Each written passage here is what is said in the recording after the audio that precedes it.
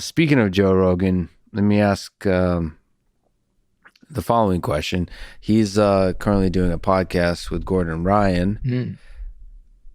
and probably going to try to convince him and you, as he's already been doing, to move to Austin. What are the chances of the Danaher Death Squad coming in to Austin and opening a school in Austin and making Austin home so I can attend the classes there? I would definitely have to think about that. Um, I do know that I personally love New York, Yes. but every single person in the squad despised New York and wanted to leave for a long time.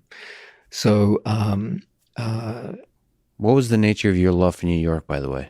it was truly an international city. Like I'm a big believer in the idea of breadth of experience, and if you want breadth of experience, usually requires extensive travel, but training people means you have to be in a fixed location, working according to a schedule, and that pushed those two push in different directions. New York was the compromise where everyone from around the world came there, so you had breadth of experience of world culture, but at the same time you had a fixed location, so you could run a training program that produced world champions.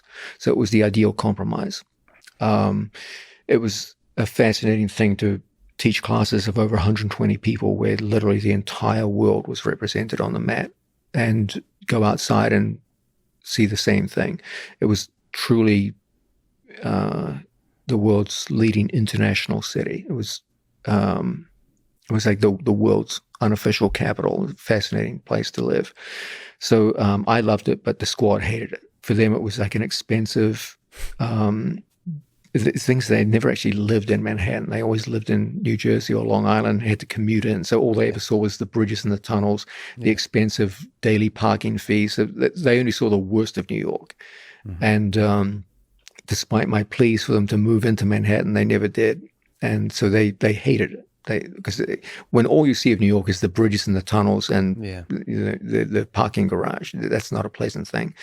So I understand where they're coming from. So then when COVID broke out, um, they wanted to move to Puerto Rico and and work there.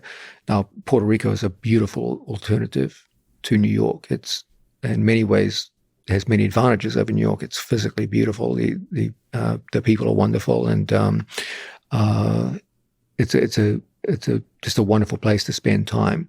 Um, Freedom, low taxes, all those kinds of things it's that Puerto Rico stands for. Yeah, it's Texas. On the other hand, I know everyone It's in a the squad. compromise, right? Yeah, Texas is a compromise between those two. actually, I must say that everyone on the squad, myself included, loves Texas. That there's no question about that. I know Gordon loves it. Gary, Craig, Nikki, everyone who comes here just loves Texas. That is incontestable. Um, of course, in Texas, there's many great cities. Austin has always been one of my favorites. I love Dallas. I love Austin.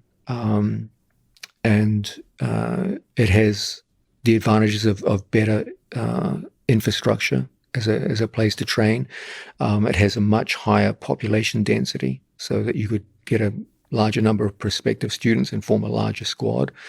Um, it would definitely be a fantastic place to open up a gym. I couldn't give an answer off the top of my head. It would be a big move if we did make that move, but the the basic idea would be very agreeable to everyone on the team. I will say that.